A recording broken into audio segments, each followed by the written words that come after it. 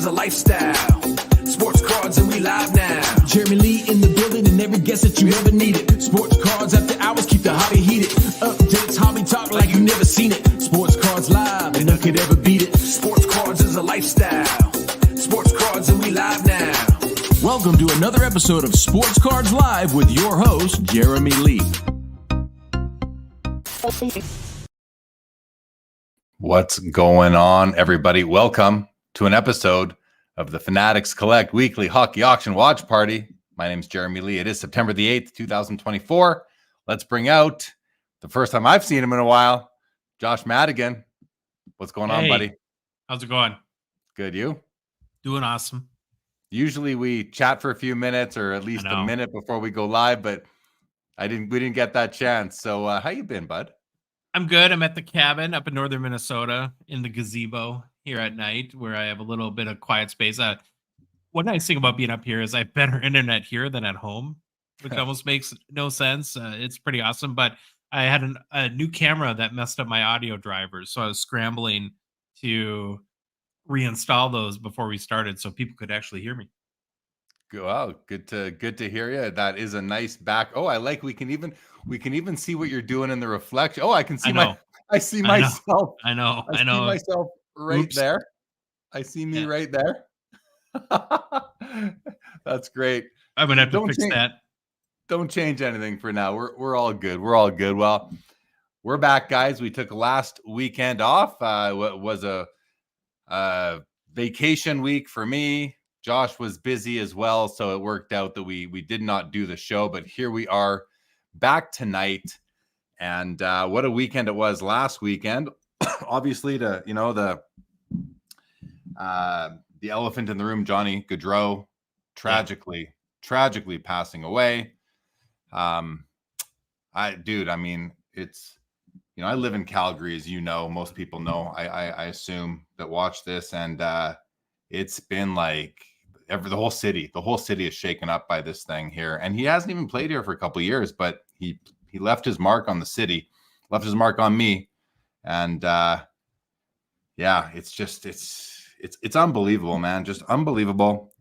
It's been really nice to see the outpouring from around the league, from his personal family and friends. And what a tragedy it is. I mean, this guy should have had a nice long career, 2 young kids. You can't even fathom when something like this happens. But my whole city is.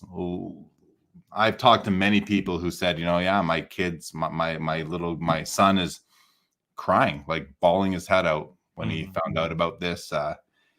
It's just crazy, just absolutely crazy. Have you seen much about it locally? Maybe not not on social media, but has it hit the airwaves where you are? I think so.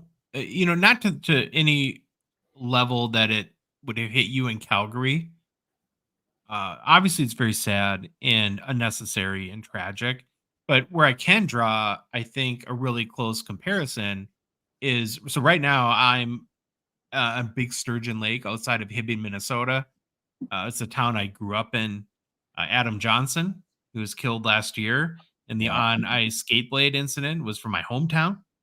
My family knows his family. And when stuff happens and hits home like this, it really grips the whole community. And it's sad. And so I can imagine what it's been like, and I can only imagine what it's been like in Calgary, but probably really hit you guys hard.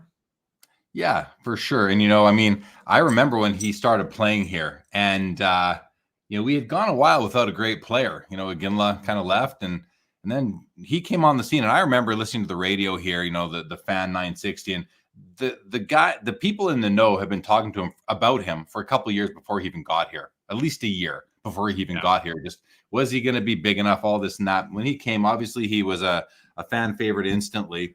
And so I shared this on Instagram, but I'll share it with you and everyone here too. So if you didn't see it on my Instagram, but y'all know, well, I shouldn't assume, but Teemu Selanne, my all-time favorite player, Johnny Gaudreau was the only player since Timu who literally got me excited about being a fan of my team. My team, the team that I'm a fan of. I love Sidney Crosby and Ovechkin, and like to watch McDavid and many other players, but he was like on my team, and that was special. So I have a buddy who's an artist, and he offered to draw a picture for me out of pencil. He's a tattoo artist, this guy. And he knew I'd want Teemu Selanne. I said, actually, would you do 2 players on one canvas for me?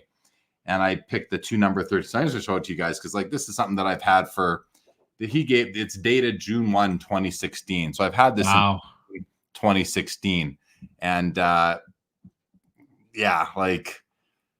pretty cool. It's a nice piece. It was in a frame. The frame broke a couple years ago, so I just have it like this. But an amazing piece that I have now as a memento, as a personal piece. So really sad, of course. But let's go to some comments. More hockey cards, please. Good to see ya. David G is back. What's going on? Name is here. Indigenous Rookie Cards. Josh has a pimp setup. Yes, he does. What's up, baseball card curmudgeon? Jake Dahl. See some cards you might go for. Good luck. Very good. 2-cent hockey cards. Good evening to you. Julian and Abdul from the Currency Project. So, by the way, congratulations on your sale tonight of the Caitlin Clark. I was watching that, and what a wicked card that was, guys. Congratulations on the Currency Project sale. It says Johnny Hockey, rest in peace. Such a tragedy and a shock. Oh yes, no doubt. Todd McDonald, good to see you, buddy. Thanks for joining. Robert Scott here for some hockey. Very good. Good to see you. 2 cents says, I have watched Johnny Gaudreau since he was at Boston College. He was a legend. He's a legend. He was a legend everywhere he went, it seems like. And I say that like so happy for him. But it's hard to be happy for him right now. That's for sure. Boy, oh boy. Rob Lee, welcome to the show. Braden Lockhart picked up the Gaudreau 14-15 Fleer Showcase Hot Prospect Rainbow. The whole rainbow. Congratulations. Yeah, wow. I bought a Johnny Gaudreau card just yesterday. The exquisite base cards that get seeded into Upper Deck products. The gold version out of 10. I don't even know what year it was from, but I grabbed that. $25, nice and cheap. But I was looking through my collection. As much as he was one of my favorite players, if not my second favorite player, maybe of all time, I don't own a single card of his, which is kind of made me sad. Made me sad, Yeah, I was glad I had that picture for sure. Yes, Braden, rest in peace. Glad you got some cards. I feel like buying the Johnny Gaudreau card for me was a way to feel like I have something with him. Maybe that's why we. It's one thing to collect to invest, but when we collect cards because we have a connection to the player or the team or the city or whatever it is, I had a small connection with him. He played my city. I met him one time. He'd never remember, of course, but I sure do. And it's nice to have something to just feel like you. I don't even know how to articulate it, Josh. Can you help me out there? What is it? What is it that I am myself, Braden Lockhart, anyone who went out and bought a Johnny Gaudreau card in the last week?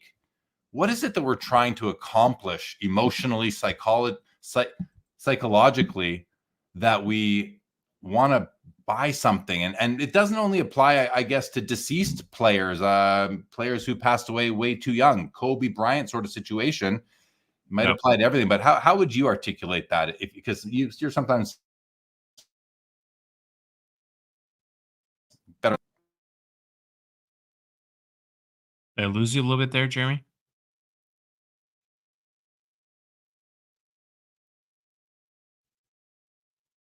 Is it Jeremy or me? Someone can chime in on chat.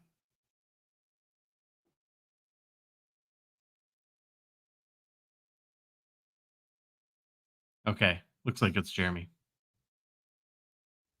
Well, gotcha. Yeah, I just got a message from him. Hold on. He says, keep talking. It's him. Yeah, well, it's a heavy question. Tough one to answer.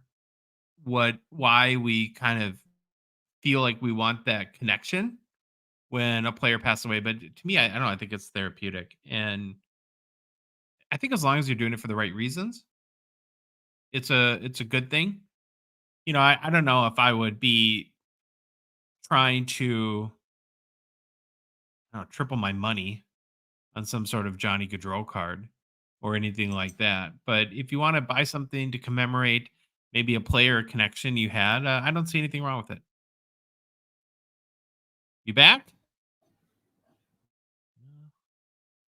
He's like choppy, but he's here. I can hear you, I think. One sec. All right, slowly coming back. Can't hear you now. Okay, I'll keep rolling. I don't know. What do you guys think? What are your thoughts on that? Because I don't know. It's kind of hard for me to. I like what Robert Scott says. I don't know if I can pull your comment onto the screen. Looks like I can't, but it says, I think if we feel it's a way of offering support, it's a step in the grieving process. Yeah, to me, it's just having a connection with a player like that. And you saw that a lot here in the U.S. in football when Pat Tillman passed away, right? His cards took on special meanings, or like Sean Taylor in the NFL too. I seem to remember stuff like that. Sundin 564 says keeping his memory alive. Yeah, I think that's a good way to do it. I don't know. Are you back now? I think so. Yeah. Sorry about that. Oh, no worries. Just internet issues here. Thanks, guys, for letting him know it was me. Yeah.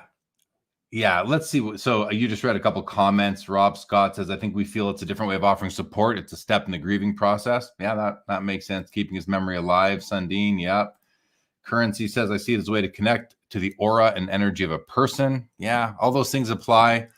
And maybe it's, it's for ourselves, right? It's for our own grieving, as Robert Scott said. So in any event, it's all part of life. And it's very sad. It's very, very sad.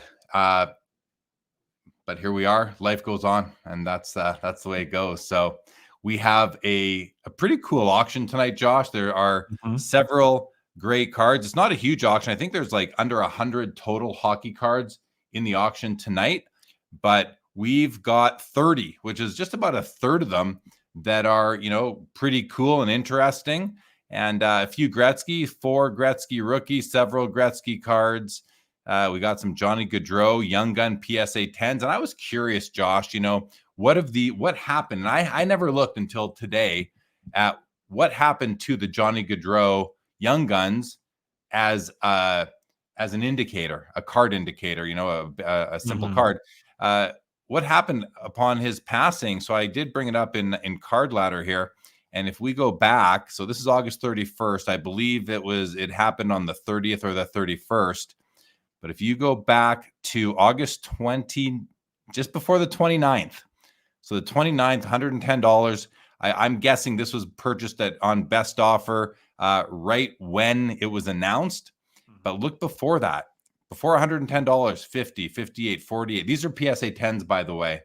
42, 46, 51, 80, 62, et cetera, back to May of this year. And if we go past August 29th, all of a sudden those $50 become 260, 260, 130, 200, 200, 450, 500, 600, 400. Somebody sneaks in for $100 here. 3, 3, 3, 3, 3, 3, 3, 253. So the card, upon his unfortunate, untimely, tragic demise, has quadrupled plus in value. And we see people saying, why would you sell a card to take advantage of this? And I certainly understand that. It's out of respect. Maybe you just sit back. But then I think about the people that want to have that connection, and now if no one's selling, nobody can buy them. So there are 2 available tonight here in the auction. They're at 150 plus buyer's premium, 2 PSA 10s, and we'll see where they end tonight, Josh. But why don't we talk about some of these cards? Okay. Sound good?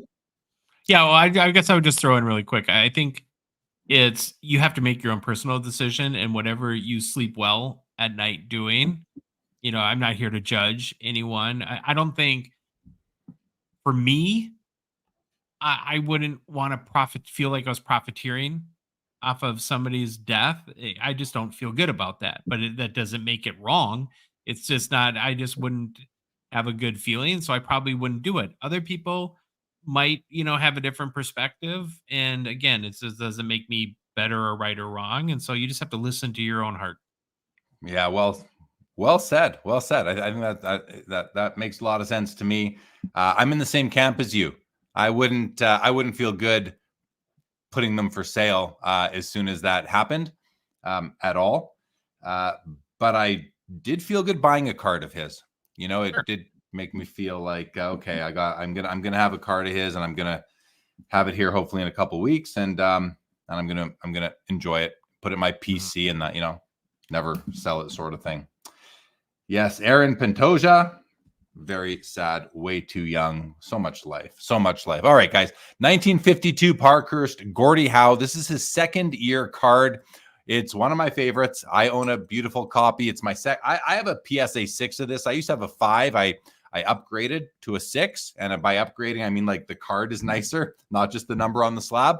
Here we have an authentic altered copy, which if you're somebody who doesn't mind having altered cards, and I don't know what the alteration is here, Josh, I don't know about you, but my initial assumption, unless something really stands out, is trimming. I always assume it's been altered by trimming. I'm probably wrong half the time, probably right half the time, but this card has a great image of Gordie Howe, good color, obviously off-centered, nice edges and corners, but we just don't know what the alteration is exactly. There's something funky going on in the lower right-hand corner here.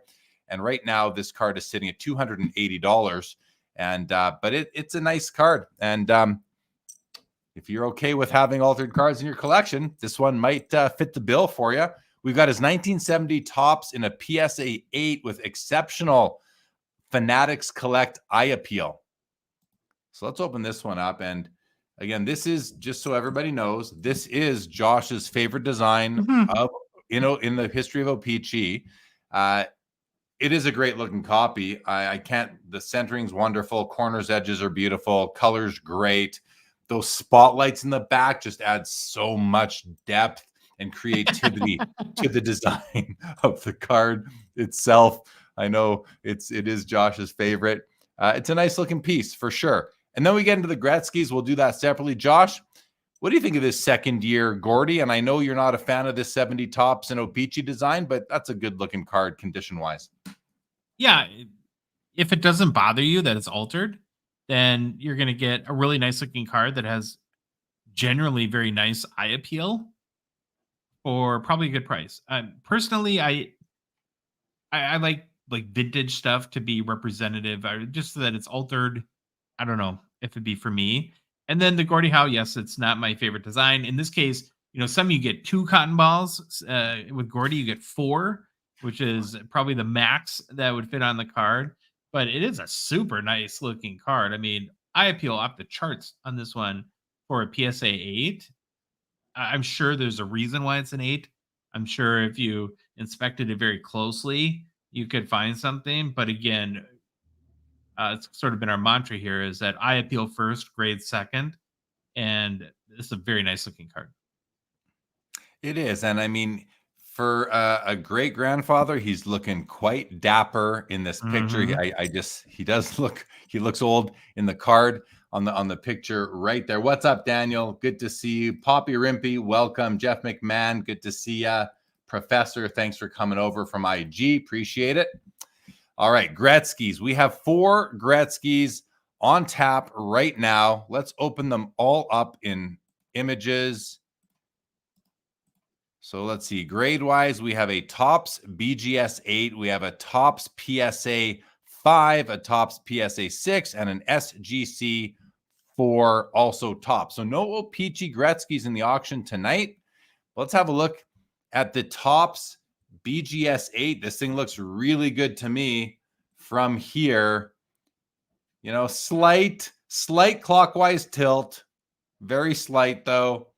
Corners, edges all look really good. I don't know what's wrong with the card outside of that little bit of tilt, because it's not that off-centered. Its centering's really good too. Need to maybe just maybe the corners, touch of white on a couple of the corners, perhaps maybe a little bit of edge wear right down there, but it's very minor. This is a really nice copy, actually, in my opinion, Josh. We have a PSA 5. Not a bad looking card. A little bit blurry, I would say, and definitely off-centered. Something's weird about this one. It looks maybe diamond cut as well. And what I'm seeing, so the bottom edge is lying flat. The bottom edge is flat on the resting in the PSA holder. The top edge is also perfectly horizontal. But look at the edges. Look at the right edge and the left edge. The left edge, it's kind of on a slant outwards. It's almost like they should be like this, but they're kind of like that. And you see that. We also have corner issues, but look at the way the card comes in from the PSA little ledge in there, and it has the opposite going on up over here. So this might be a diamond. It looks diamond cut to me. Still graded a 5. I do not like diamond cut cards at all in my collection. So if this is in fact diamond cut, which it surely appears to be, this card is not one that I would recommend. But if I'm going to recommend something, I think this is a very strong 8 over here. So the BGS 8 is very nice. I think this PSA 5 is, I would just beware of that card, especially if it is in fact diamond cut as it appears. Here's a PSA 6, the same card, no diamond cut going on here. Much nicer copy. I don't know if you guys are seeing what I'm seeing. Josh, do you see the one thing that kind of sticks out to you?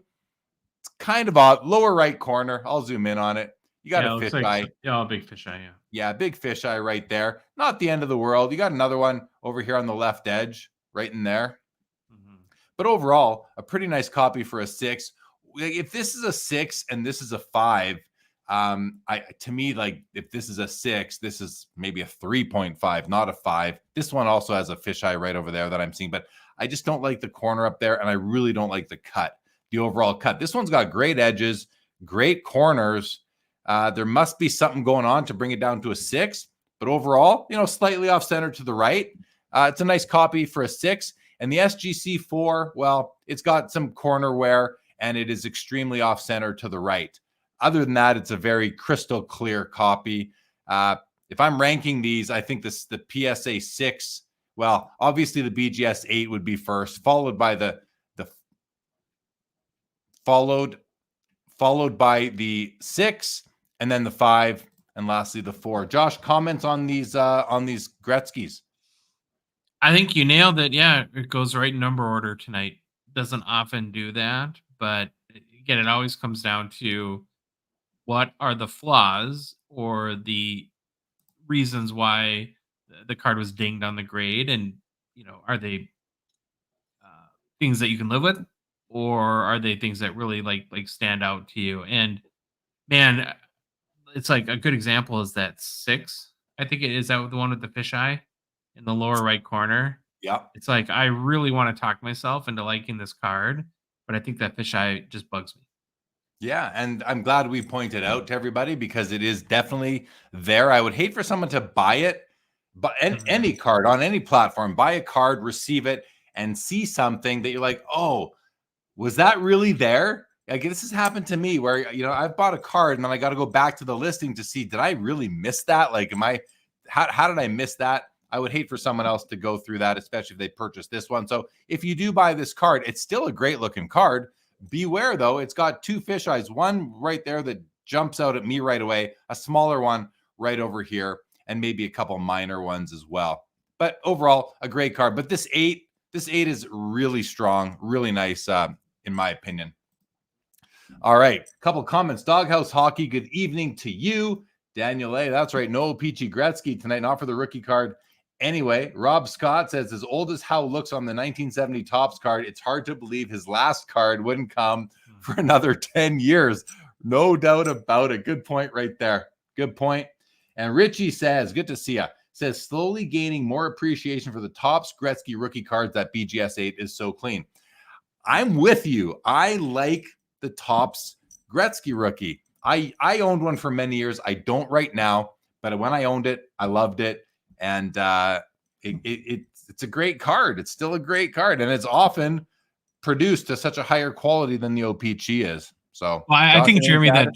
too many people look at the OPG Gretzky versus the Topps as an or situation. Where I've really come around is I think it's an and.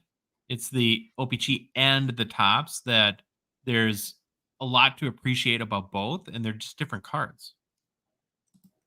Exactly. Yeah, they're different cards that look the same, but they are different. As we've discussed, there's so much nuance that does separate them. Currency says those Topps cards all have such sharp edges. I'm so used to OPG edges. They really do. We have a Patrick Waugh rookie card, a PSA 9 OPG. It's at $850 right now. Let's take a look at it. Here it is. Looks pretty sharp to me. It's off center a little bit to the right, but not bad. Well within the grade of the 9 that PSA has assigned. It does have the little black dot at the top, which is present on many copies, not all, but many. A lot of people like it. They feel it's an indication of authenticity, but you don't need it. There are authentic copies without it. Nice looking copy to me right there. Josh, have you ever owned Patrick Waugh OPG rookie? Well, I sniped one in an auction once, a raw copy, and I was very excited, and I thought I got a hell of a deal. And then I realized that, and this was not the fault of the lister, because I just didn't pay attention close enough. I bought a reprint. So does that make the answer? Kind of. And I spent I got a really, really good deal on a Patrick Waugh rookie and dramatically overpaid for a reprint. Right. So, yeah. Nice. Yeah. Daniel always loved it. Me too. I mean, you got to remember that when Patrick Waugh came into the league as a rookie, I mean, the first thing he did was go out and win the Stanley Cup, right? Like came in for, I believe, and correct me if I'm wrong, but if memory serves, he came in for the playoffs and went on the run to win the cup. That one gap year where in the middle of the Oilers winning for, I think was it 86 that they came in and won. And that was Patrick Waugh, and he's never looked back. So this isn't a card, it's different nowadays. Rookie cards are hot right out of the gate before they even play, or, as soon as they play. Back then, you didn't always have a card as a rookie. And when you did, it's because you earned it, and he definitely earned it. We have a 1990 Bowman Tiffany Wayne Gretzky SGC 10 Pop 2 Gem Mint. This is a card I really like, Josh. I really like this. This one looks very nice as well. Gem Mint. I wonder why it didn't get there pristine, but this is the Tiffany version. It's got a nice little extra coating of gloss on it. I love this picture of him. He almost looks like the wind is blowing through his hair here, Josh. What do you think about this? Yeah, I think it's a great card. And being a child of that era, the whole Tiffany had like an air to it, an allure. It felt so very exotic, and so that's, for nostalgic reasons, I think that's stuck with me. And it's kind of like the fact that print runs were never disclosed, that there wasn't the hobby information as readily out there. There wasn't the internet at the time, and so it's a really cool card. And if you are, again, a child of the junk wax era, where it's hard to find kind of a collectible cards that have an opportunity to go up in value over time, that this could be a really cool option for that. And then I think in this case too, it's one of the cards that looks actually good in an SGC holder, and you'll probably get a nice discount because it's not in the PSA holder too. I think you're right. I'm looking at the back and I'm reading these stats. At the bottom, I see, 1,979 points up to this point of his career. He had 10 more years. And I'm looking at these numbers. I'm like, how does that add up to 1,979? But then you look over here, and these are the stats versus each team, I guess, that he played against in in this most recent season. It doesn't tell us what's 89-90. Yeah, the 89-90 season. These were his stats versus how do you do against my Winnipeg Jets back then? 11 points on 2 goals and 9 assists in 6 games played. That's they played 7 against the Flames for 12 points. Anyway, I do like this card. There's a bid up to $135 now. So we'll see. We'll see if I want to get in on the action or not. Good evening, 90s hockey collectors. Steve Audio, welcome. Says the first set I ever collected. Still have my Patrick Waugh rookie in my PC. That's really cool. Daniel likes the Tiffany's. Rimps, deja vu. On what? I feel like we've seen one of these not too long ago, if that's what you're talking about. Sundin says, I love how they used to do stats back then against every team for the year. Yeah, that is pretty cool. Pretty cool. Still on the Wayne Gretzky theme here. We've got a dual auto 1992 Upper Deck Heroes, Gordie Howe, Wayne Gretzky. So is this a buyback or is this an in-person auto? Let's see. UD authenticated. So this was officially commissioned by Upper Deck and issued by them and usually I believe direct to consumer sort of format. So there's the Gretzky auto right there. There's the Gordie Howe auto. The autos are a little bit weak. There's some streakiness going on. It's tough to see. The gold auto does sort of mask that a little bit, but what a cool picture. Gordie Howe holding a puck with signifying 1,850 points, and Gretzky's got 1,851 after look how proud Gordie Howe looks as well. That's pretty cool. Pretty cool right there. Josh, thoughts on these?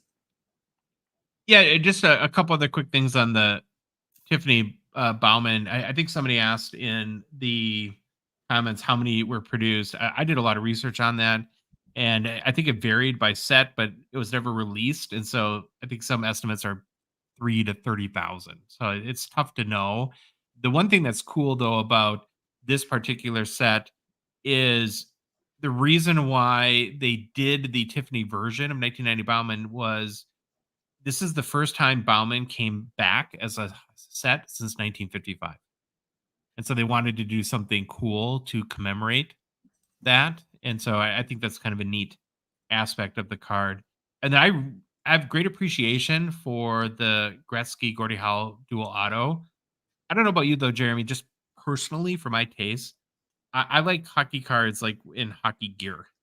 I'm not a big fan of the sort of like the awards or, in street clothes kind of cards. They just don't really do it for me, but I have appreciation for it. And it's other people probably would enjoy it.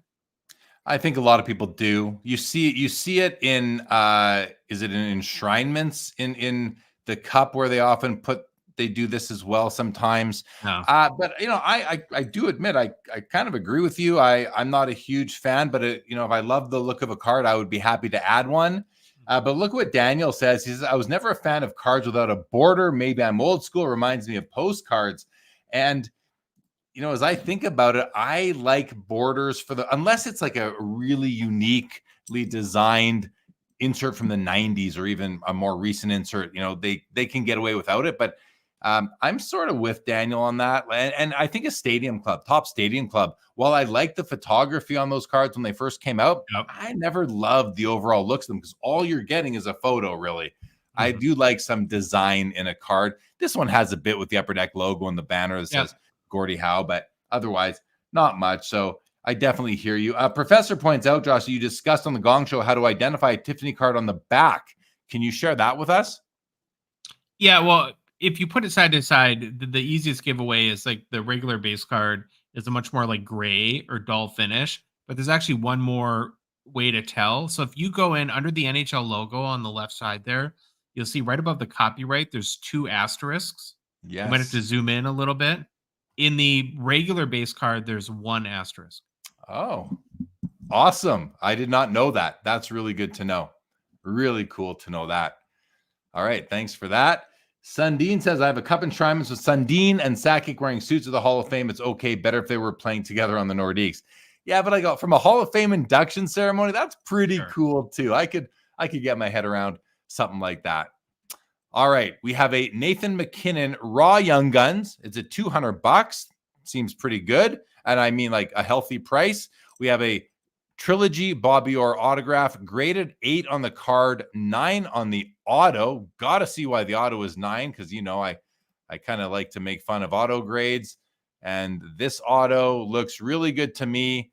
I don't see anything wrong with it. Perhaps the bottom of the Y just hits the edge of the sticker, but like, who cares? It perfectly runs into the black band right there. So to me, that's a 10 all day on the auto if I'm grading it myself. And then we have our first of 2 Johnny Gaudreau PSA 10 Young Guns. One's at 145 right now. The other one's at 150. And these cards have been selling, from last month. They were $50, $60 cards. In the last week or so, they've shot up as high as $600, kind of sitting around $200 to $250 right now, I would say. And this one's at 1. These two are both at around $180 out the door right now. Josh, any comments on those 4 cards?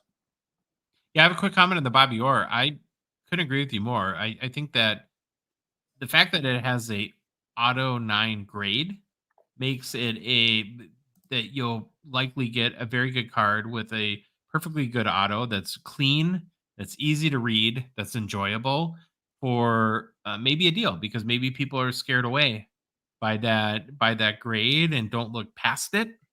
And so as a buyer, I'm actually almost excited in this case to see that, because I feel like it could be an opportunity to get good value. And I've just noticed that there seems to be something right here. I don't know if that's a crack in the slab or... I think it is, because it goes beyond the card. You see that? It goes... Well, I was going to say, or is it like an eyelash, or is it just a marking, or I don't know what that is. And I do know that when PSA redid their slabs, there were some issues, but I don't know if that's what it looked like. That's more than what I remember seeing. So, but in any event, be aware that is there. We have a 2015 O-Pee-Chee Platinum Retro Rainbow Connor McDavid rookie. This is in a PSA 10 holder. It's a Pop 6.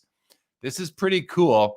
This is the retro rookie from that year, from 2015 Platinum, and it's got the RC right there in the top right corner. Pretty cool card, Josh. I feel like this is something that's right up your alley. Is this something that you would show favor to, Josh? Oh, yeah, 100%. Love it, too. And I think what's often doesn't translate as well, through scanners and images is the colors that really come out of this card.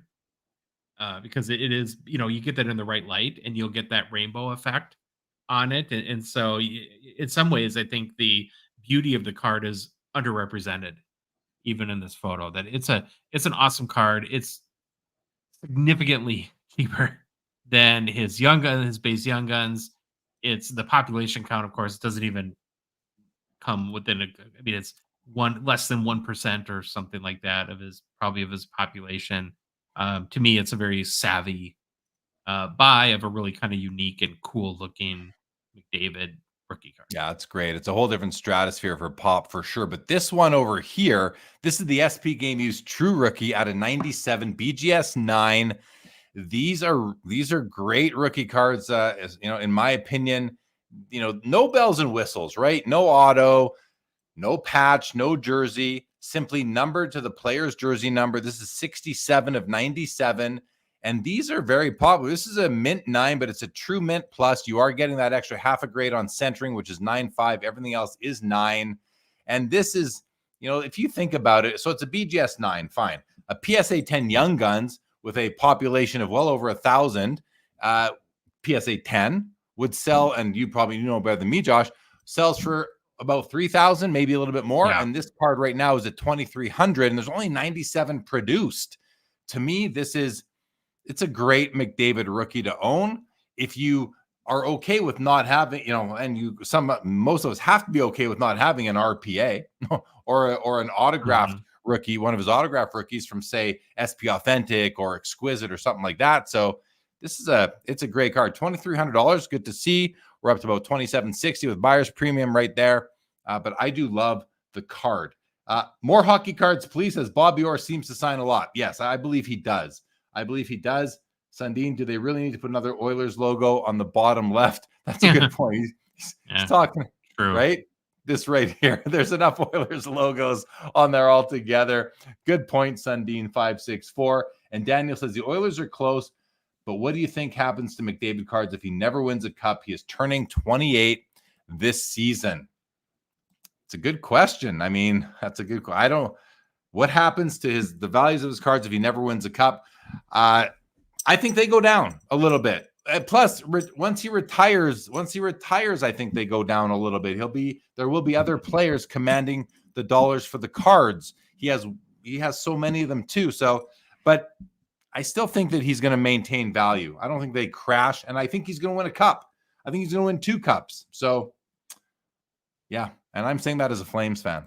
Yeah. Well, here's what I would say is that, first of all, I think he's going to win a cup. If I had to bet, I would say that. I don't know. Maybe I'm going out on a little bit of a limb here or but I don't think I can't think of an all-time great GOAT level player that's never won a championship in any sport. Yeah. He would be the first. And I just don't, you can't, I mean, that's, winning is part of greatness. And if he's never able to win, and it could be not his fault, or of course it's a team game, but I just don't see him being up there with Mario Lemieux and Crosby and Ovechkin and Gretzky with no Stanley Cup. Yeah. Up there in card equity or card value, with apples to apples sort of cards. I think he needs to win to really solidify, but More Hockey Cards makes a good point. He says if McDavid wins a gold medal and is the key player in the Olympics, he should always have GOAT status. And that makes me think of Crosby with the golden goal in 2011, which was a humongous goal for the nation of Canada and for his career, for his legacy. If McDavid does something like that, I could get past it and as a collector and would continue to treasure his cards. And I think his cards are going to be treasured for many years by many people, with or without a cup. But the question was, what happens to them? And when I say I think they go down in value, I'm not saying they crash. I say they go down, they go down in value a little bit over time, a few percent a year into his retirement sort of thing. More teams now, so the cup is harder to get. Very, very true right there. Really tough, much tougher to get a cup. That's a great point, actually, Josh. So much harder to win the cup now than it was when even Gretzky and Lemieux were winning them. So, and then you go back to the original 6. Totally understand that point, but name me a great, huge hobby chase NFL quarterback that's, that beyond a rookie that's never won a Lombardi trophy, right? At some point you got to win. Yeah. And I mean, if you're going to be one of the greatest of all time, part of that is elevating your team to the ultimate destination. And again, I'm come at this from the point where I believe it's going to happen. Yeah. But the hypothetical is if it didn't, then I think it does hurt his market. Just like Charles Barkley would have a much bigger market if he had won. Yeah, now with Ken Griffey Jr., though, I mean, he's got a huge market as it is, so he's maybe one of the best examples. I was thinking about Dave Marino as well. I don't think Elway won a Super Bowl. I don't think Elway won 2. He won 2. My bad. So Dan Marino definitely is the one. Mike Trout. I don't think Mike Trout's even in the conversation. I just, to me, he's not even in personally. He's just not in the conversation for me, but that's just me. Okay, let's keep on going here. Couple of McDavid BGS 9.5 Young Guns. One's at 1,000, one's at 1,050. The subgrades, I want to see the subgrades on these. Share them with everybody. Let's see what we get. So this is it's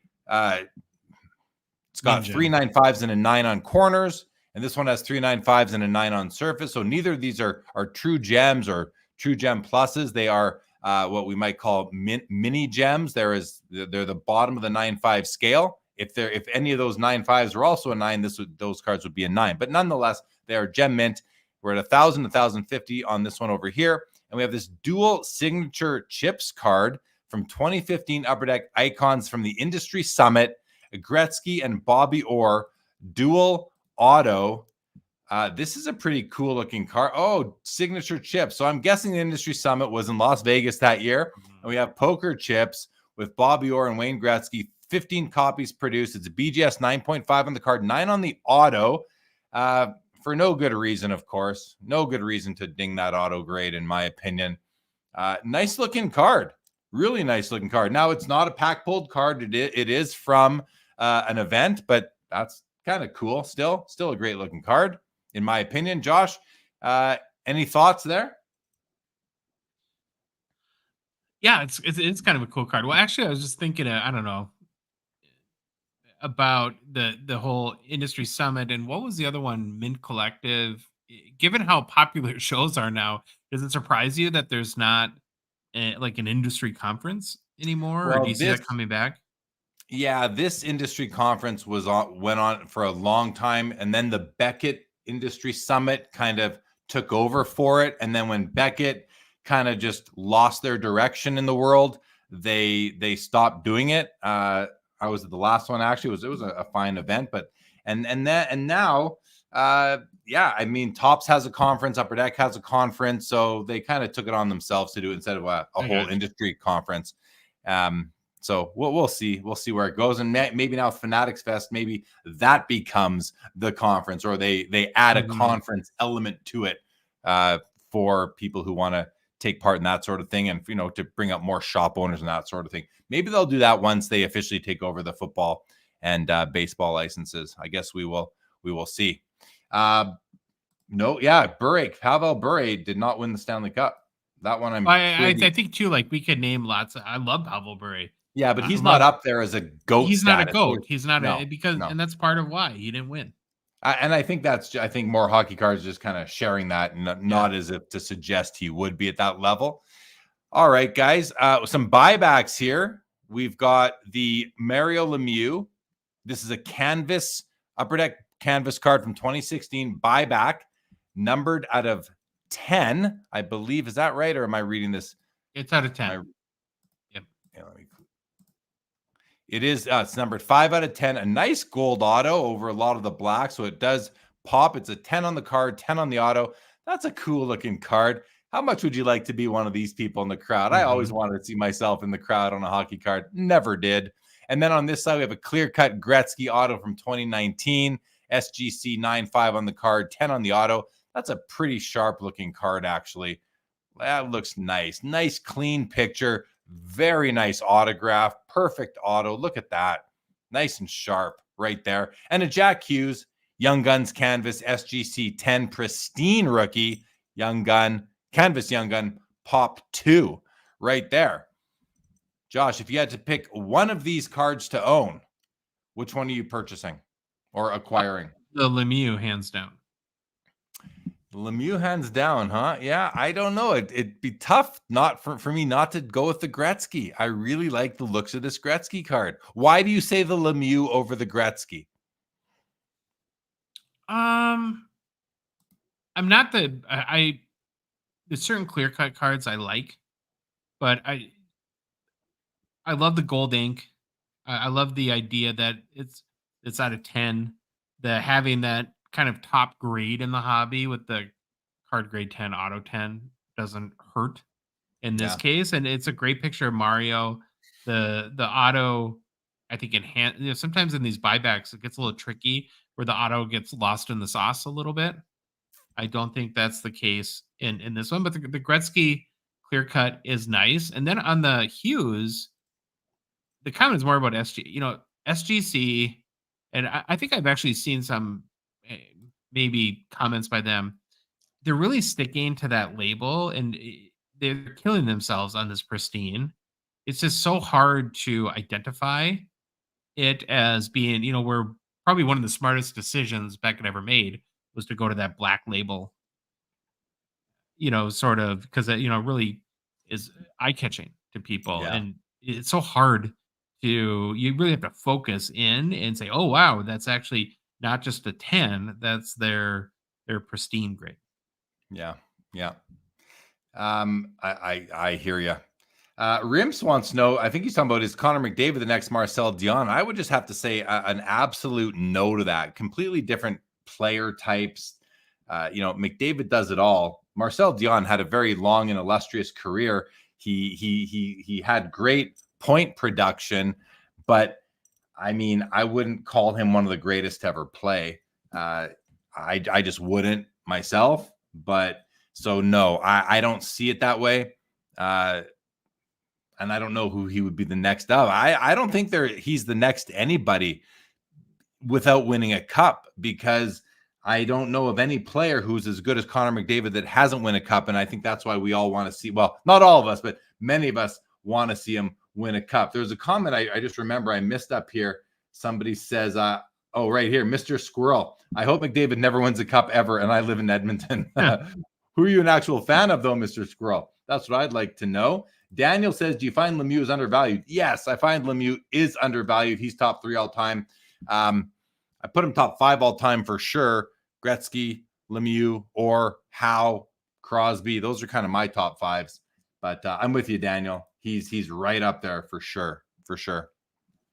I like all 3 of these cards actually, but I hear you on the SGC holder. It's just I just don't like the looks of. I don't really like the looks of the SGC holder as it is. So I like a more transparent slab. You know, PSA has some fogginess, but it's a nice clear slab. Tag, obviously, extremely transparent. I love that slab. This is the opposite of what I like as far as a slab goes. When I see nice cards in SGC slabs, I often kind of like nice modern. I often think, wow, like I wish I wanted the card, but then I'd have to break it out of that holder. And sometimes you just don't want to do that. So Rob Scott says the Gretzky card is much cleaner looking than the Lemieux.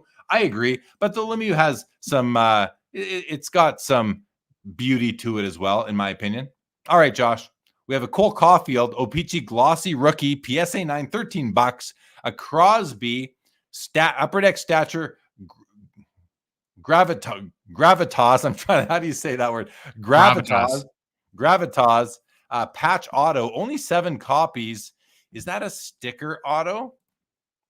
Let's have a peek. I don't believe so. No, that's not a sticker. I don't see any sign of a sticker there. That's a nice looking card. I like the 3-color patch as well. Pretty cool looking card. And we have a Marco Rossi high gloss young gun out of 10, Josh. Now, is this a card that would be on your radar as a fan of the Minnesota Wild? I don't know. He's such a tough case, and he's got a lot of talent. His development was severely hampered by the COVID pandemic. He lost a year to hockey because he had long COVID symptoms, and then it took him a while to get back. And so the jury's still out as far as what level of contributor he can be. But the Wild surely need him. We need centers. Especially for Kaprizov. And so I'm very hopeful on him. But yeah, I wouldn't say I'm super optimistic there, like of him being a superstar player by any stretch. Seems like the Wild and their fans are excited for this player, so I wish him the best. I love this Crosby. The more I look at it, I really do like the looks of it. And Stature is a brand that I think is pretty cool. They have a lot of nice cards, but I've kind of been on the fence as far as acquiring any for myself. But I do like this. I do like the looks of this one right here. And only 7 copies. Pretty cool. Nice low print run as far as print runs go. Mr. Squirrel is the Detroit Red Wings days of glory will rise from the ashes. Mark my words, 2 big contracts start out and then it begins. If you're a Red Wings fan, I mean, they definitely have some good youth on that team and some good veterans. So time will tell. I'm not going to argue with you, Mr. Squirrel. I wish you all the best. Good evening, Cards AH. Good to see you. Daniel says, my opinion, no athlete has a nicer auto than Crosby. I do like his auto as well. Although Frank Mahovlich has an amazing autograph too, like every single letter. The professor says the heat map is tough on the stature, gravitas, Crosby. We'll have a look at that. And Doghouse says, I pulled some Crosby from stature. I sent mine to PSA, grade 9 and a 10 auto. Congratulations on that. Let's go and have a look at the heat map as the professor has alerted us to it and says it's rough on it. So let's see. We've got something going on the front, top right. It's not a quadrant. It's I don't know what you call that. And then we've got corner issues and edge issues on the back. Let's see if we can see any of that. Oh, let me do it this way. All right. So Yeah, I'm seeing a little bit of edge, but nothing that would like make it unwelcome in my personal collection. Corners, touch of white showing on the top two, I suppose. And the back too. That one especially right there. I can see I can see some of that going on. What else did we see here? Along the bottom right on the back as well. Maybe some. I'll tell you what though, for my collection, if the issues are on the back, I'm happy about it. Let's look up here on the front of the card now and see if we can see what is going. Oh, there's a patch there. There's a patch in the way, guys. The heat map didn't realize that. I'm kidding. I don't know what the problem is on the front. Maybe there's just a little dimple or something, which big deal. In this case, Professor, thanks for pointing it out, but none of that would preclude me from adding this to my collection at all. That doesn't bother me. That stuff doesn't really bother me. Mike Kemmel says McDavid is Dominic Wilkins without winning.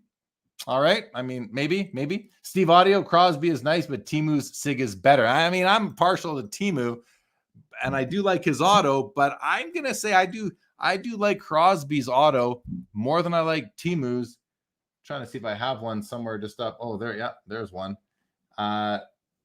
Yeah, Crosby's just I like Crosby better. I'm okay saying that. All right. Here is a Bedard Black Diamond Gems numbered out of $3.99, and this is also NBA authenticated. Why don't we take a peek and see if there's any heat map action on this one? And we're seeing a little bit on the bottom, bottom back, and the front two right corners. So let's take a look at the front two right corners, and I see a touch of white up there, and a touch of white down there, but I also see a touch of white on the left side, and a touch of white on the left top as well, but that didn't come on the heat map. I don't know what to make of these heat maps. Sometimes they make sense to me, sometimes they don't. So I can't really say much more, but the bottom edge has definitely got issues. Corner whitening on both bottom corners, and the bottom edge, you see some scuffing all along it, and it's easy to see against this gray border. Tough to see it anywhere else. Maybe a little bit even on the gray there, which tells you it must go up into the white, but harder to see. In any event, I like these Black Diamond rookies out of $3.99 as an alternative to a Young Gun, like we talk about often, Josh, with other cards. I think they're cool cards, numbered at $3.99, and it's a nice looking card. When you in person, these actually present pretty well. I think it's a cool card. What are your thoughts on the overall aesthetic of the Black Diamond Bedard rookie? Yeah. I mean, there's so many choices, and in some ways that's bad, and in other ways it's good, right? Because you can find just about any car, any sort of flavor of a Bedard rookie that you want. He'll have the most rookie cards ever of any hockey player, somewhere in the 13 to 1400 different options range. And so, yeah, it's kind of cool. It's a cool pose, and you're right. I think they do look a little bit better in person. And then we had a question on sort of the heat map. I think what the heat map, the intention of it is for raw cards to give you some sort of indication where flaws could potentially exist on the card, so that you can go and make your own inspection of that. Yeah, that is what. So Daniel, what it is whenever you see a card in one of these NBA holders, supposedly or presumably there should be a heat map to go along with it, because part of what the Mike Baker team does is they authenticate the card, and then they fill out the heat map where they see issues. So like Josh said, it's just it's a way to assign or to point out condition flaws on a raw card in the absence of third-party grading. And More Hockey Card says, not enough Timu cards on Fanatics Weekly. That I agree with you on for sure. Okay, guys, just so you know, 10 seconds left on this window. We are going to have a bunch of these cards end right now, including, it looks like, a bunch of these Bedards. So let's see. Here it goes. It's going to turn over right away here, and we'll just let this thing. There we go. So now we've seen the Bedard PSA 10 sold for 1,080 right here. We still have two other 10s, or another 10 here that's going. So just one other PSA 10 Bedard Young Gun is alive. A PSA 9 is still going. We'll scroll back up now. Here's a raw Bedard. in the NBA Authentic. You should be able to see a heat map in this auction listing as well. Everything else, let's see what else is sold now. The Marco Rossi high gloss sells for $300. The Jack Hughes pristine 10 canvas Young Gun sells for $204. The two McDavid Young Guns do $1,260 and $1,200 respectively right here. The McDavid SP Game Used True Rookie at 97 does $2,760. I mean, Josh, that's cheaper than a PSA 10 Young Gun. That makes no sense to me. This should be 4 times the price, if not more, but it just isn't. And listen, I say it should be. Maybe it shouldn't be. It is what it is. So I'm not going to argue with the market, but I'm going to say the market disappoints me sometimes. And this is a case where I'm disappointed in that price. We have the two Gaudreau Young Guns. One of them is still live at $150. The other one did sell for $180. And the Bobby Orr autograph does $168. The Patrick Waugh PSA 9 rookie card does $1,020. And all of these Gretzky rookies have sold. The SGC 4 tops, $588. The PSA 6 tops, $1,140. The PSA 5 diamond cut, I believe, does $990. And the BGS 8 tops does $2,310. Everything else is still alive. I'm going to refresh. We'll put all the sold cards down to the bottom of our screen. And we are in the 5-minute windows, guys. 5-minute extended bidding windows. If any of these cards on their own do not receive a bid in the next 5 minutes, they will end. Those cards will be over. We had, I think, 30 cards to start, and it looks like we're down to about 17 still running that we were looking at here.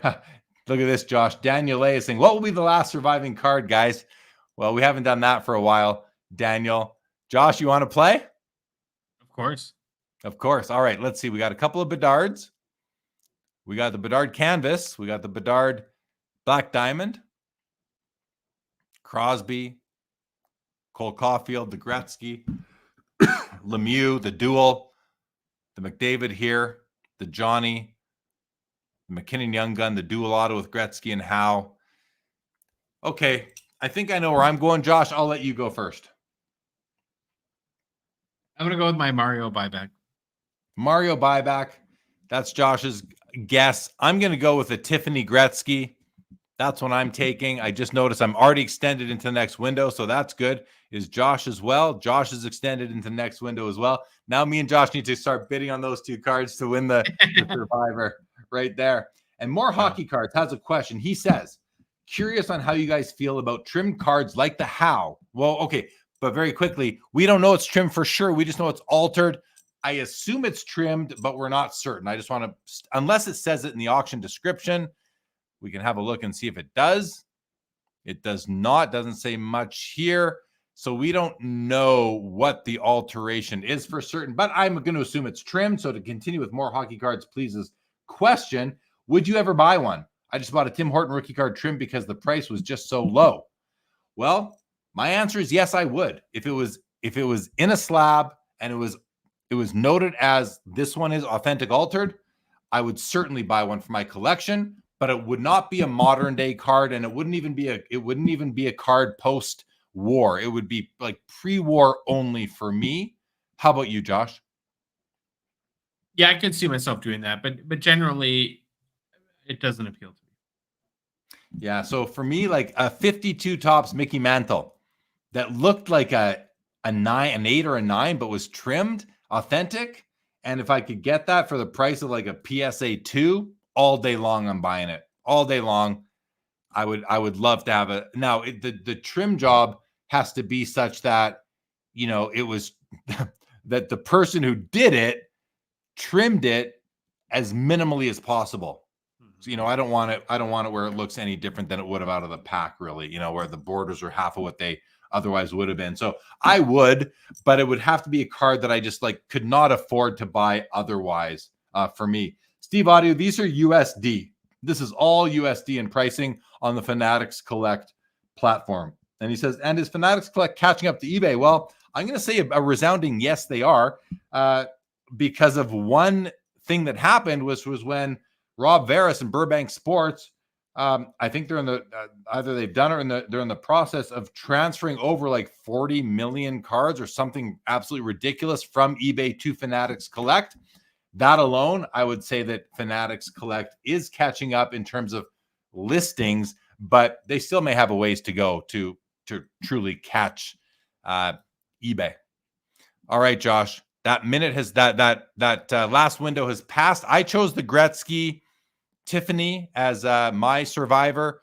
Let's see what else sold now. The dual auto Gretzky Howe did 480. The McKinnon Young Gun 264. The other Johnny Gaudreau PSA 10 Young Gun has now sold for $180.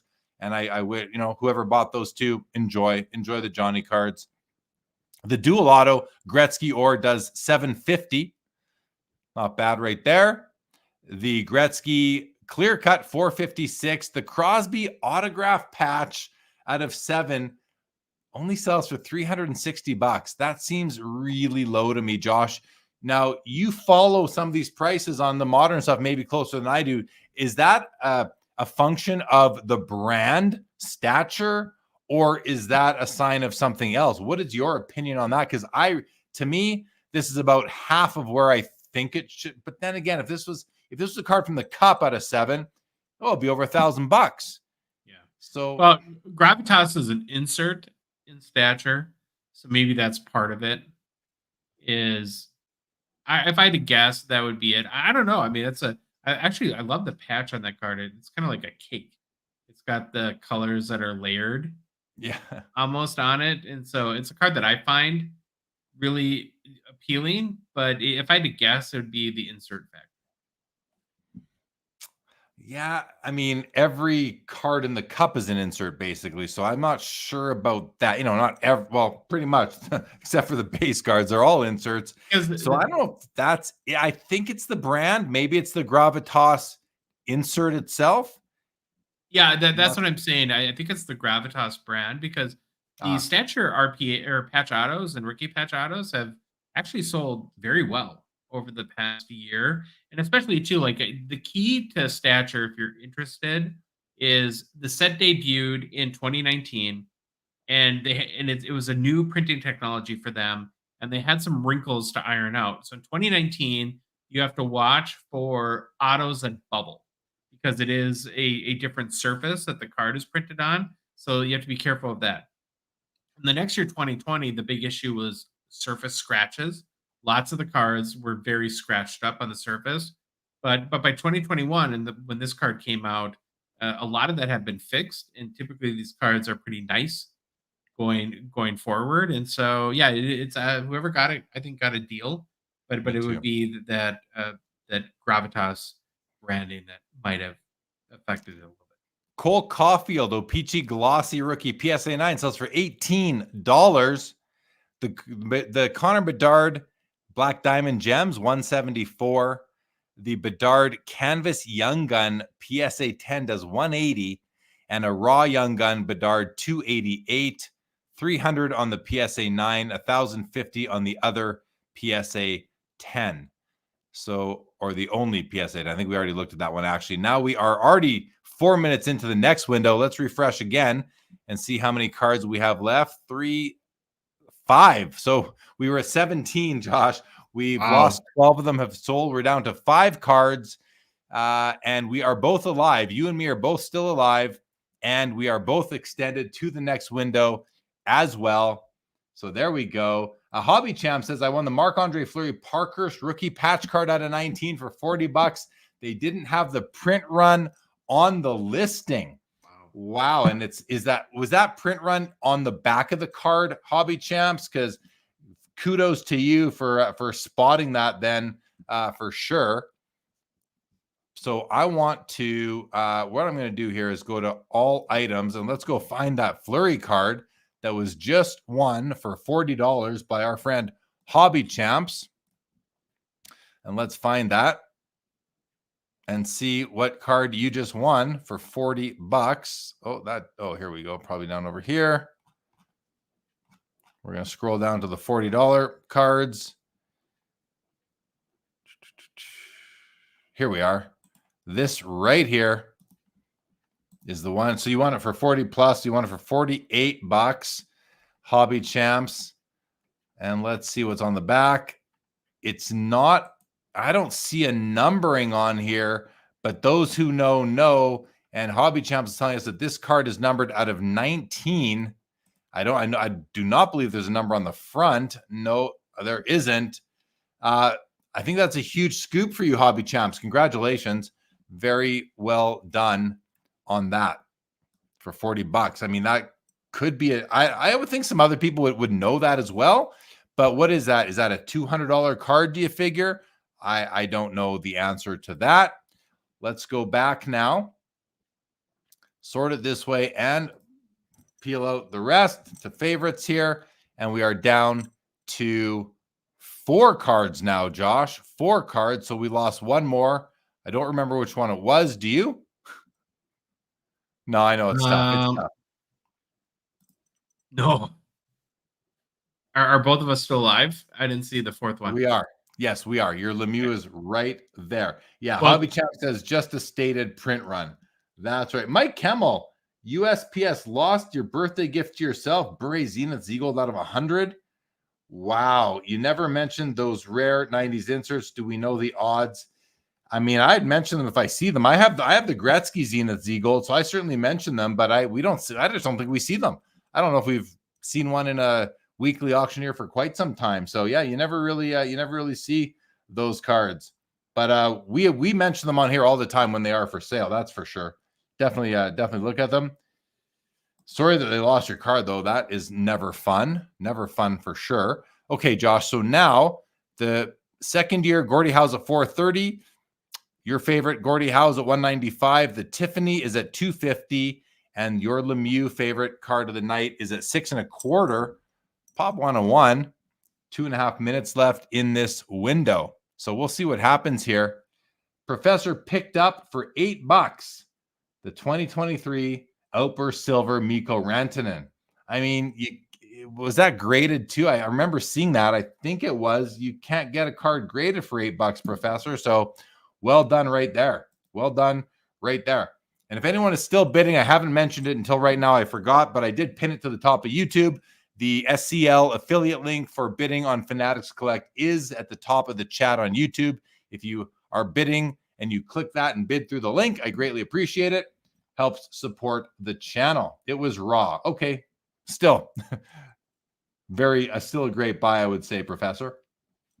How'd the heat map look on it? How'd the heat map look on that Rantanen? Any issues? Any yellow spots? All right.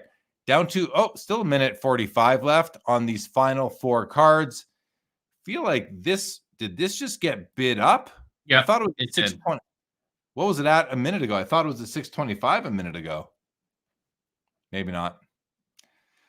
Am I going don't for know. the Tiffany, says Daniel. I don't know. Probably not, to be honest, Daniel. Probably not going to throw a bid in. Are you thinking about it? Oh, Sundin got the Yzerman Topps SGC 7 for $25. Hey, that's a nice way to get an Yzerman rookie. $25. Can't go wrong. Can't go wrong. I thought I saw this at 625, but that doesn't really make sense, does it? If it's now at 600, unless a bid was retracted or something, but I don't think it's too easy to retract it. But Daniel, are you going for the Tiffany Gretzky? Is that why you asked? Because it is nice. My issue is, and I like to buy the card, not the grade, but I just don't have, I think I have one SGC hockey card in my whole collection, and I kind of like to not have it. So would I add another one? If I buy this, then I got to crack it out. Ooh, maybe I could get this tagged. Maybe I get tagged to grade this. Be the first one, probably. I'm sure. All right. I'll throw in a bid. Oh, there you go. Let's see if that. I'm not going crazy. I'm not making a ton of bids here. I'm outbid. It's up to 270. You're not going for it, Daniel? I'll go one more time. Let's see what happens here. I'm still outbid. Okay, I'm topping out at 300. Let's see. Do I get it? No, I'm outbid again at 310. I think I'm done bidding on that though. But yeah, hockey cards, please. That would look so good, huh? You're not going for it, Dan. It's a cool card. I mean, it's a junk wax era card, but to me, it's not junk wax. No. All right, let's see where we're at here. Okay, we've gone into the next window, and all 4 remaining cards are still alive. Second year altered Gordie Howe, the 1970 Gordie Howe, the Tiffany that I just bid up from 250 to 310, and the Lemieux auto still alive. And Professor says the heat map was clean on the Starburst. Is it called Starburst? Outburst. Outburst. Outburst. The Outburst. Yeah, the Outburst. Nice that it was clean for you, Professor. That's always good. Hey, Jeremy. So yeah. You've got the Marc-Andre Fleury rookie still up on the tab. I see that. So I got a question for you on this card. The jersey is a CHL jersey in a NHL card. Have you ever seen something like that before? And what do you think of that? I don't like that about it. I think that's I'm not a fan of that personally, but I do know, I remember when this set came out and it was very popular. This set has a huge following. So I'm veering away from your question for a moment, Josh. But so to answer your question, I'm not a fan. But this set has almost like a cult following going on for it.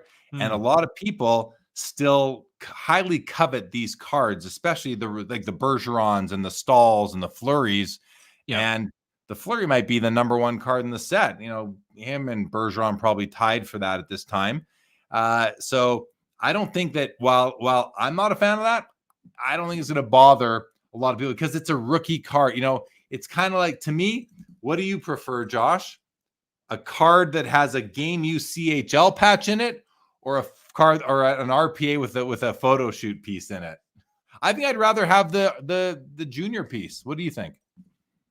Oh, 100%. Yeah. I'm not a big, I very, very much in the game used camp. And so I would for sure want to have that. It's just, you know, the card catches you because you're like red and blue patch. Where would that be from?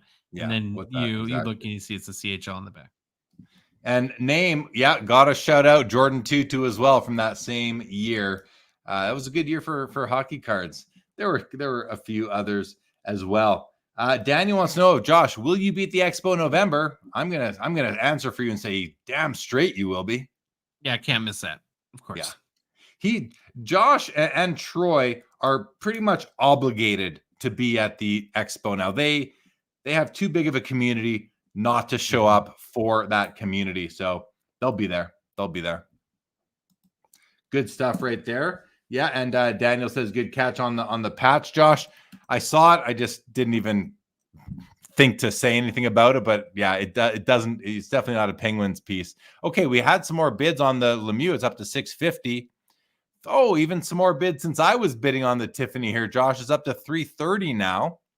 Well, I was going to tell you, if you would have been smart, you made 3 bids, like you machine gunned them. You should have waited to every bid block to make your bids. Then you would have won the last card standing, or had a better chance to win last card standing. Oh, you're right. I guess I'm more interested in maybe winning a card than winning last card standing here tonight. Too good. Have you seen the lineup of autograph guests coming into the Toronto Expo? Never mind Carey Price signing at the Montreal Expo, but the Toronto Expo is starting to load up with guests, starting with one of my favorites, Jeremy Roenick. But there are others. I'm going to go to their Instagram right now so we can share with everybody who they are. 30 seconds left in this level right now, though, guys. Keep that in mind. Sport Card Expo on Instagram. That's not going to get me there. Sport Card Expo on Instagram. All right, so we are looking at Joe Carter, everybody. Like, come on, Joe Carter, talk to me right there. Doug Gilmour is Montreal. We've got Tim Thomas of the Boston Bruins, Jeremy Roenick, Jack Morris of the Blue Jays and the Detroit Tigers, Tom Glavine. I didn't even know Tom Glavine was coming until right now. Who else do we have? I feel like there's more. Jack Morris won the World Series with the Minnesota Twins. There you go. Joe Carter, Jeremy Roenick, Chris Chelios. That's all in this posting by them. Tim Thomas, Brian Trottier, Peter Stastny, Paul Stastny, Andrew Raycroft, Martin Biron. I mean, it's already a stacked lineup. Guy Lapointe, Terry Harper, Gilles Meloche, Dennis Heron. I mean, kind of all different levels, but there are a lot of players coming, and that's going to be fun. All right. So the second year, Gordie Howe has ended the authentic altered at 5:16. The 1970 tops Gordie in exceptional eye appeal condition, does 3:12. The two cards that we picked, Josh, are the last two standing, and they both need bids right now. The Lemieux that you picked is 650. The Gretzky I picked is 330. Josh, that says something that we picked the two. Now, there were already a bunch that ended, so maybe we only had to pick two out of like 17 cards. But we did it. We did it, buddy. We did it. Hobby Champs won a card, won the 2001 Medano patch card 2 for $17. Well done. Wow. Well done. And Daniel says that Joe Carter is a class act. I mean, he provided me with maybe my second most excited I've ever been on a single play in sport when he won that World Series winning, when he smacked that World Series winning home run. I mean, I was jumping up and down. So with pretty much every Canadian at the time. Yeah, Joe Carter's really, really cool. That him and Jack Morris, Tom Glavine. I mean, that's a good lineup right there of baseball players for the Expo. I love to see that for sure. We were talking a bit. So I mentioned when I was talking about maybe buying this Gretzky Tiffany that I would get it graded by tag. I do have some tag slabs on my desk right now because I just got a bunch of them back, including my favorite Connor Bedard card is the O-Pee-Chee Premier Rainbow Diamond card, or Diamond Rainbow. Not only 75 copies of this card were ever printed. I'll just make it bigger for y'all. This was a PSA 9 that I bought, and it is now a tag 8.5, and it's just such a great looking card. And here's another great looking card, guys. Talking about rare 90s cards, there's the Joe Thornton Atomic Refractor right there. Also picked up a beautiful Yager X-Fractor. This is numbered out of 150 on the back. Had Nice. that one tagged. But I wanted to show, I'll just put these two together. These are so look at the backs. The backs are basically the same, but the fronts aren't, because this is the 2023 and this is the 2022 version of 2023, 2022 version of the insert. And both years are just gorgeous. The Bedard years are out of 75. The first year they did these are out of 99. I love these Diamond Rainbow O-Pee-Chee Premier cards. They're a parallel to an insert set is what they are. All right, very quickly, we have a minute left. 330 on the Gretzky, still 650 on the Lemieux. Nothing has changed there. Daniel A lets us know that Glavine was drafted by the LA Kings. Yes, he was. Yes, he was. And is Glavine Canadian? To make a Tom Glavine hockey card chase like the Brady was made with the Expos for sure. What was that, Josh? Is Tom Glavine Canadian? I don't think so. I don't think so. But where was he from? Was he from Minnesota, land of 1,000 lakes? I don't know. I'm asking you. I'll look it up, but I don't think he was. Thank you, name. Yeah, the Yager is amazing. This card looks like, I don't know if you can see just how glittery it is. Let's see how much time's left. 36 seconds. I'll just show you guys this Yager again. Like when I move it around the light, it's these X-Fractors are really cool. It looks better in hand than it does on the screen right now, in my mind. Numbered out of 150 on the back right there. Really, really cool card. All right. We are extended. Okay, so look at this. Both cards got extended, Josh. We've had bids come in. The Gretzky's up to 350 and the Lemieux's up to 675 now. So we're going for the last 5-minute extended bidding window starts right now, and then we're into the 1-minute window. So let's see if either of these two cards get bids in the next 5 minutes. While we're waiting, you guys want to see some more of my I had an 11 card submission from Tag just arrived here on like Tuesday of this past week. I'm not going to wait for you guys to say yes or no. If you want to see them, I'm going to show them to you anyway. So I'm going to show you guys these. Josh, I'm going to just we can hear you, Josh. We just can't see you. But I got all three. I call this the triumvirate, the McDavid, Ovechkin, Crosby, all these from O-Pee-Chee Premier. So I got these three beauties, absolute beauties. And then another pair on this card. I need the Crosby still. And of course, I would love it to grade a 9 with these two. These are the Ultra teams from 2021 Fleer Ultra.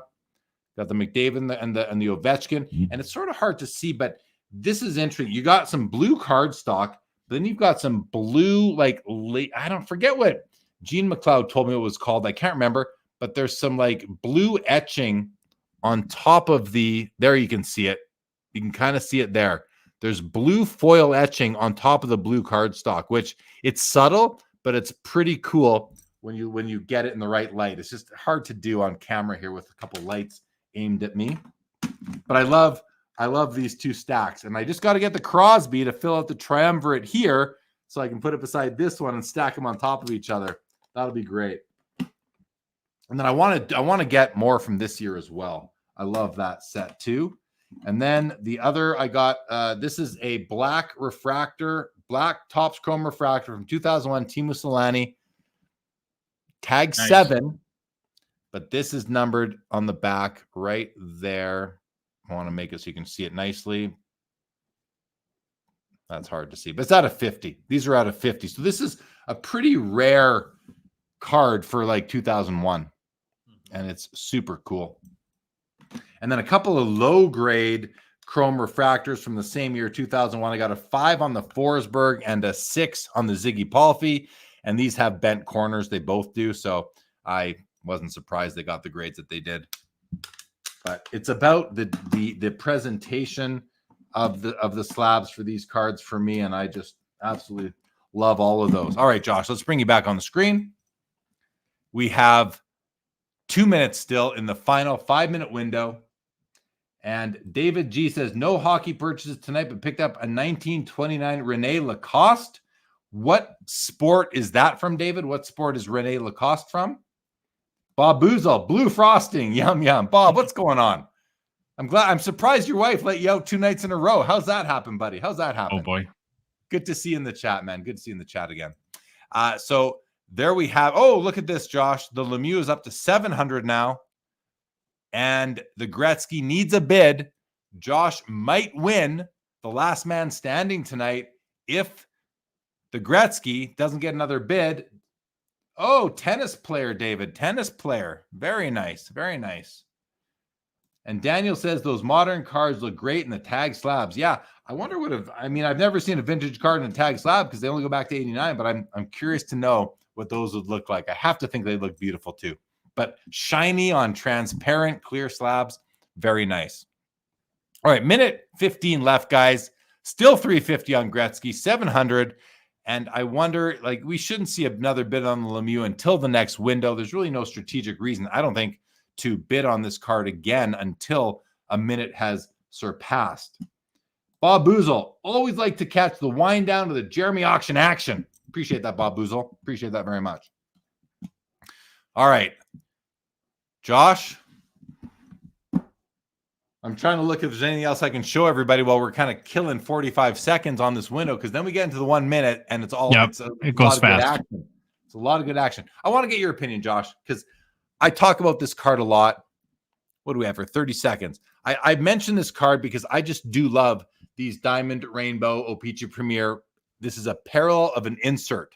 There is a regular version that's an insert. This is the parallel. And aren't these just beautiful? Like, love them. Yeah. 75 copies only. To me, it's a rookie card, even though it probably doesn't have the RC designation. But to me, it is. I think it's phenomenal. I recommend everyone grab one. Oh, there's only 74 more available out there, so you can't do that. All right, final moments here on this window. Let it turn over. We're into the 1 minute windows now, guys. So we will see. Okay, Sundin wants to know, Josh, where is Tom Glavine from? Concord, Massachusetts. All right. He's from Mass. So he's American, but he got drafted into more than one sport, which is pretty cool. That is cool. I got to know, he says. I got to know. Now you know. Now we all know. He's from Massachusetts. All right. 700. No bid there yet. Oh, wow. No, the Gretzky sold. So Josh wins. Cool. Last man standing on the Lemieux. Congratulations. Well done. Well done. Gretzky does $420. And the Lemieux needs a bid in the next 17 seconds, you guys, or it will sell for $840 out the door with buyer's premium. The bid is at $700. You can always multiply that by 1.2 to find out your out the door price. 5 seconds for this bidding war to continue. Otherwise, this card will sell for $840. It looks like that is the case now. Let's let this thing turn over. And there it is. Yep. $840 sold. Josh wins. Last man standing in the heads up round against myself. Well done, Josh. Why don't we do this? Let's sort by highest price. And let's just see. Yeah.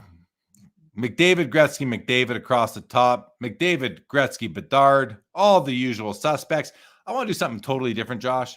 Let's see what's going on in the other sports right now. Let's see what's going on here. From highest price, sold items, Jerry West leads the pack. I was watching this card. As you can see, it's on my watch list. I have it hearted along with this one as well. Oh, I'm in my favorites. That's why. Hold on. All items. Let's go to all items and see. There were some bigger ones. Highest price. So this is showing items that are still active at the top. So highest price, recently, earliest. I want items that are sold. Flash, favorites, my bids, high bidder, outbid, one lost. Can't just do that. So we got to go to all these items are still alive. So we'd have to go to the bottom. Okay, let's do this. I think we can actually do this. No, I don't think we can. I'm not sure how to do this. I want to see sold items so far, sorted by highest price, all sports only tonight. Nothing else is chosen. Not sure how to do that sort right now, guys, because I get a different result this time. Outbid, one lost. Well, I don't think any of those are going to work. So we'll just leave it alone. We'll leave it alone for now, guys. Josh, any sort of final comments? You have an episode coming out late tonight. Hey, when does the Toronto Maple Leafs Mount Rushmore publish, or is that already out in one of your episodes? Tomorrow morning. It was brutal. I wanted to give up, quit. It was really hard. I think at one point, because I mentioned this on the episode, I reached out to a lot of people for advice on this one. And at some point, you're like, "Oh, I don't envy you." And I'm like, "Yeah, no kidding." It was so hard. I told you that. I told you that several times. You got your work cut out for you on that one. Picking 4 Maple Leafs to represent the hobby on the Mount Rushmore. I mean, there's no way to win. No way to win. I gave you a list of names. I was, I think my message to you was, Josh, I don't envy you. I think that's what I said. Like, I'm kind of tripping over myself here. I mean, how do you not? And I don't want you to give it away, but I mean, you got Tim Horton, you got Dave Keon, you got Daryl Sittler, you got Boreas Salming, you've got Doug Gilmore, Wendell Clark, Felix Potvin, Matt Sundin, Austin Matthews, all these players. I don't know how do you not have Wendell Clark on there? Well, you can't. I don't know if you can. How do you not have Matt Sundin? How do you not have Daryl Sittler, Dave Keon? I don't know where you landed, dude, but I can't wait to watch your anguish on that episode. You want to know when I really learned I was in trouble? I think I reached out to 6 people and you were one of them, that I really trust, and I trust would have a highly educated, informed opinion, and I got 6 different answers. So kind of like grading. So we're like 6 grading companies. We all gave you different answers on the same card. Yeah, and I was like, yeah, there's no way. And to Bob Boozle's question, so we're doing the hobby Mount Rushmore, and it's really a combination of 3 different factors. It's on-ice achievements and accomplishments. It's the player's meaning to that team's fan base and community, and with the extra wrinkle of their hobby market. And that's the part that, so it's not just it's almost easier if it's just the greatest players ever for a franchise. Like, I'll give you one Leafs example that doesn't give away too much of the show. Turk Broda, legendary goalie, leads all goalie categories for Maple Leafs in their franchise history. He has no hobby market. And so we didn't put him on the hobby Mount Rushmore, but could very well make a case he's on the Maple Leafs, just regular Mount Rushmore. And so it's the hobby piece that makes everything super complicated. And we did it to ourselves because nobody made us do this. So, but that's what you should do, because you're a Hockey Cards Gong Show, not Hockey Gong Show. LGC throws out Sittler, Salming, Keon, and Johnny Bauer. I mean, there's no way Salming gets on there. There's probably no. I mean, I don't know what you ended up with, but I don't think it's not that list. I don't know if any of these guys have the hobby component to back it up. I mean, Salming does have some collectors, and when his cup auto patches sell very well at Expo, but it's a lot of them are Swedish collectors as well, not necessarily Leaf collectors. Johnny Bauer is a legend, but he only really has his playing days cards. His rookie is the only real meaningful card he has. Daryl Sittler, same thing. Dave Keon captained the Leafs to Stanley Cups, very important to the community, but no hobby action. Steve Audio says Matthews, Sundin, Sittler, and Bauer. I'm all over Matthews and Sundin. I think they're no-brainers. And then Tim Horton, Doug Gilmour. I mean, I'm a Gilmour guy. I'm a Wendell Clark guy.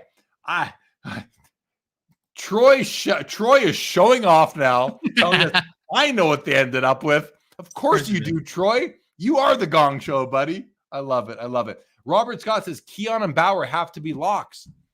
I mean, maybe they made it. I gave Josh some reasons for both of those guys, in my opinion. But they don't have the hobby. They don't have the hobby aspect of it.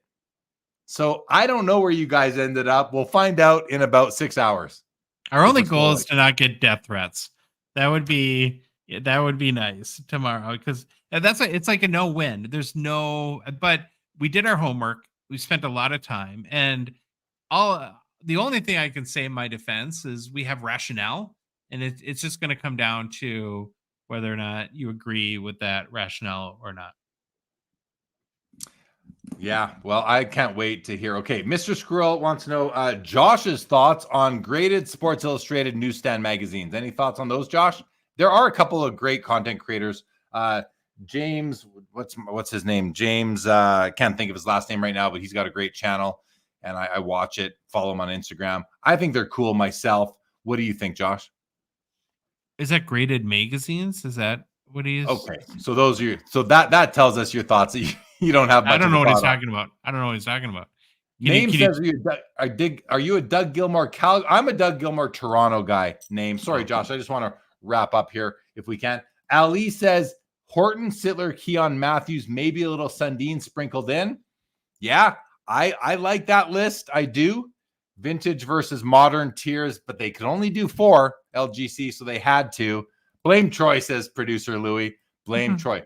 Josh, final comments. We're going to wrap up this show, and we will let everybody listen to the Gong Show in about 6 hours when it goes public. Thanks everyone for chiming in and participating. It was a good auction, some interesting cards, and I won last card standing. So of course I'm elated.